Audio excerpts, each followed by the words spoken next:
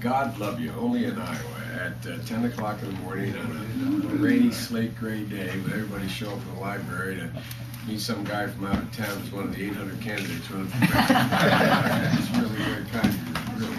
Look, folks, there's that old joke they tell, I think it was about Coolidge, it may have been Hoover, and he was finishing up the presidential campaign. You know how they used to do whistle-stop tours through small towns, like little town Claymont I'm from, and here, and Leon, and other places.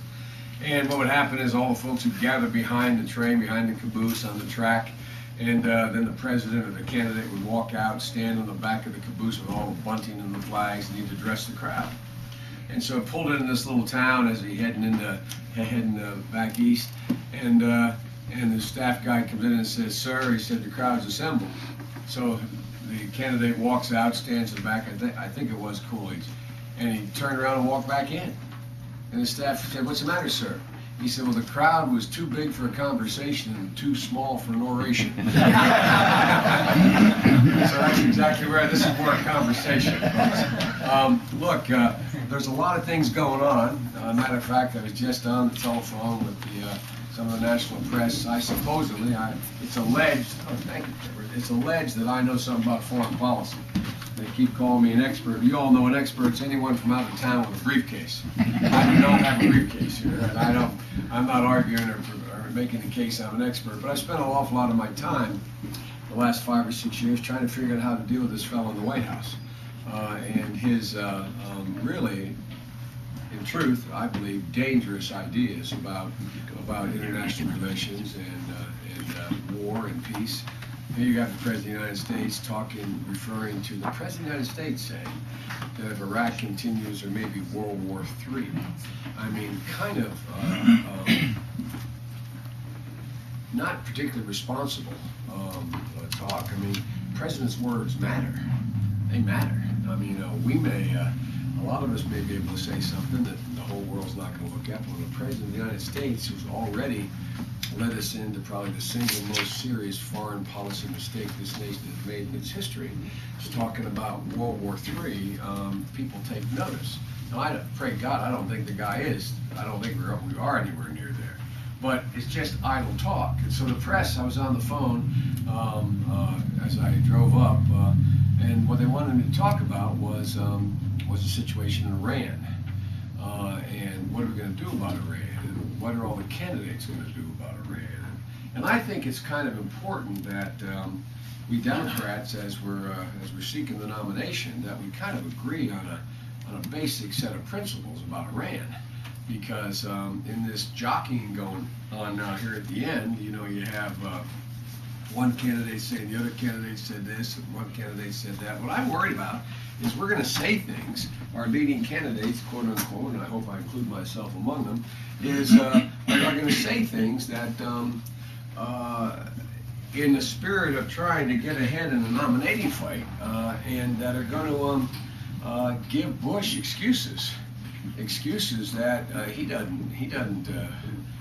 we should not take a chance. And let me be very specific. The only reason I'm speaking to this morning is so topical because it's all over the news again this morning. Cheney in Virginia talking about how we're going to stop Iran from getting nuclear weapons, etc.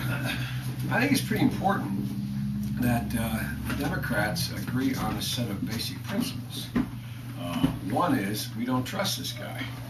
Number one. Number two, that any opening we give him that he could use as an excuse to go to war with, and he may very well take.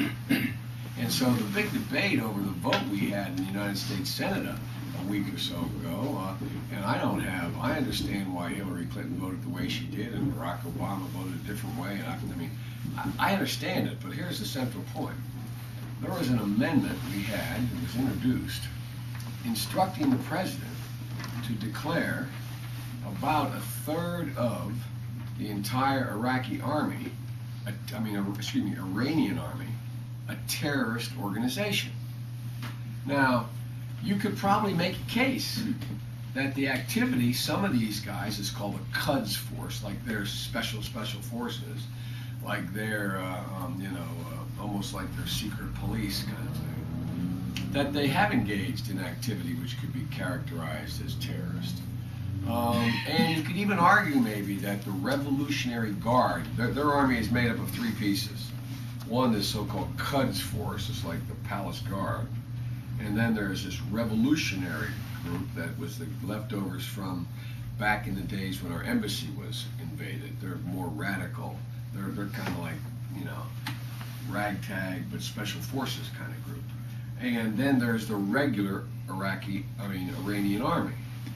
Now, the activities that two of them are engaging in are clearly not helpful to us. They are supplying material to be able to be used by Iraqis to kill Americans. They are supplying, whether it's come directly from the top or not, we can't prove, but they are supplying material that's killing young Americans in Iraq. That's true. That's true, and it's wrong, and it's terrible.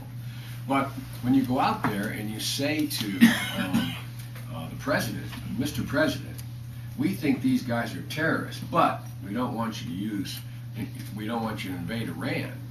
Kind of a mixed message, you know? How can you say to a president, Mr. President, these group of people are terrorists, but we don't want you to do anything about it? Why would you declare them terrorists? Once you declare a group of people or individual terrorists, implicitly you give the president the power to go out and do something, attack them, get rid of them, kill them, stop them. It's a little bit like if your local prosecutor were to get an indictment against John Doe here in town saying he's the mafia, and then said, but you can't arrest him in town. You can only arrest him when he's in Des Moines. You know, I mean, what's the prosecutor say? I see John. I'm going to go arrest him. You gave me the authority to do it. And so the big deal here, Dixie, is people, I'm afraid that some of my Democratic colleagues in voting for this resolution didn't mean to, but they gave this guy an excuse to do the last thing we should be doing now, is attacking Iran. There's 72 million people in Iran. There are 27 million people in Iraq. We have our entire United States military either coming or going from Iraq. We have 28,000 casualties. We have 3,850 dead. We can't figure out how to get the 166,000 people that are there out of there. We have another 4,000 civilians in there. And now we're talking about invading another country next door, and we can't get the 27,000, the country of 27 million people straightened out. So one of the things I'm trying to figure out today, I'm thinking out loud with you here, is to try to put out a kind of a paper today that calls on all the Democrats to agree on certain basic things. Number one, the Iranians aren't good guys, but they're split all over the board. Two, that this Quds Force and this Revolutionary Guard, they are doing bad things, but it doesn't justify us invading another country right now before we get business taken care of. Number three, we don't trust you, Mr. President. We're not going to give you the implicit authority to go to war right now. You can't even get the first thing you got going finished. Number four, Mr. President, you cannot use military force. You should stay with the international community. We're working with them now to continue sanctions, to continue to squeeze the Iranians, because the Iranians are split. You have, by the way, a fascinating thing, according to the Pew Foundation polling information, they're the guys that poll all over the world. We are more popular in Iran than we are in any country in the Middle East except for Israel. Now you want to unite all of Iran, attack it. That will guarantee you that the 70% of the people in Iran who do not like their leaders, the split between Ahmadinejad and the theocracy, meaning the mullahs, who are the guys that control all the security stuff, and Ahmadinejad, who's the elected guy, they hate each other.